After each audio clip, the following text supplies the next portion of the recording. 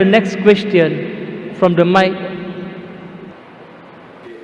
As Malaysia is a multiracial and multi-religious country. So if the hudud law were to be implemented, how should we do it? The brother asked a question that Malaysia is a multiracial country. If hudud law has to be applied, how should it be applied? Brother, I don't know the constitution of Malaysia. I'm just a traveler. What Islam says, I can tell you. Malaysia, I'm not the right person to have asked. Quran says, Fas'alu ahli zikri in kuntum la ta'lamun. Ask the person who is expert. I'm not expert in Malaysian law. I have not studied the constitution of Malaysia. So I will not know what does Malaysia say. I can say, what does Quran say? Quran has given capital punishment for certain crimes. That I can comment on. For example, if someone commits rape, in Islam, it's capital punishment. People may say, oh, capital punishment in this age of science and technology, Islam is a barbaric religion, merciless religion. I normally say, and I've asked this question to many non-Muslims, thousands of them. If God forbid, someone rapes your mother, and if the rapist is born in front of you, and if you are made the judge, what punishment will you give that rapist?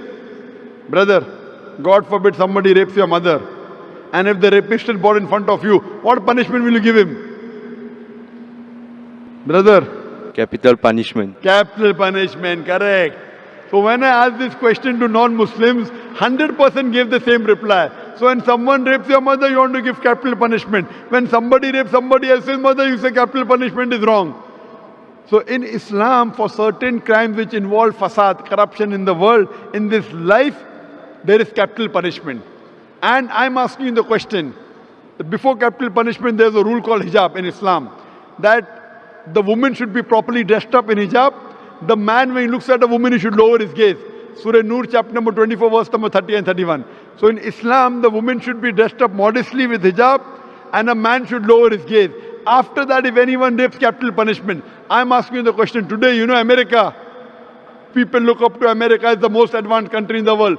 Do you know the maximum rapes in any country in the world? It is USA, America. According to statistics of 1990 FBI report, every day on an average 1,756 rapes took place. According to statistics of 1996, US Department of Justice, every day 2,713 cases of rape took place. That means every 32 seconds, one rape is taking place. You know, we are in this auditorium for the past 3.5 hours. Already 350 rapes may have taken place in USA since the time we are here. Since the time we are here in this auditorium, 350 rapes may have taken place in USA. I'm asking you the question that if you implement the Islamic Sharia in USA, that every lady should wear the hijab, the man should lower his gaze. After that, anyone rapes a woman, capital punishment, death penalty. I'm asking you the question, will the rate of rape in America, USA, will it increase? Will it remain the same or will it decrease? Brother? Decrease. Decrease, correct. You implement the Sharia, you get results. That's the reason certain times you have to give capital punishment. You have to implement the hudud. And if you implement in any country in the world, believe me, the crime will come down. That's the reason I say Islam is the best way of life.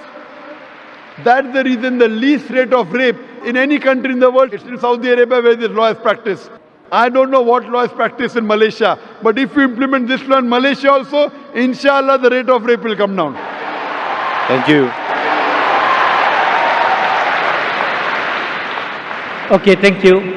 Can we have the next question from the brother from mic 1? Good evening, Dr. Zakir Naik. Welcome to Malaysia. Tun Dr. Mahathir, thank you for inspiring us as usual. I have a very fundamental question. My name is Dr. Chong. Is it wrong for a man who knows nothing about Islam to convert simply because he wants to marry a Muslim woman?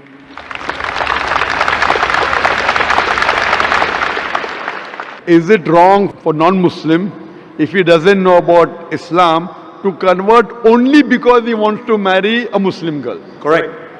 Is it wrong? Brother, it is not recommended, but it's not wrong, it is correct because he's coming closer to the truth.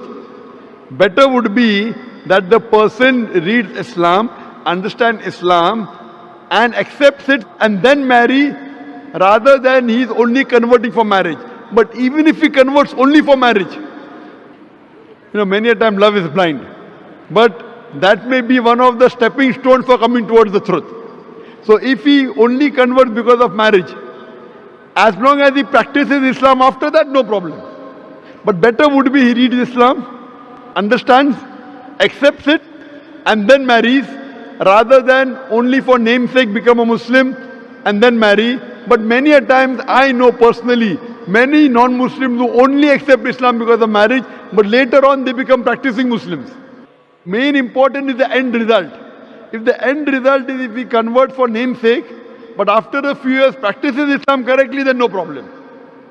But better would be he understands the religion, accepts it and then marries. But even if he accepts it without understanding, as long as he practices correctly, there is no problem. Hope that answers the question. Thank you. Do we have a question from the brothers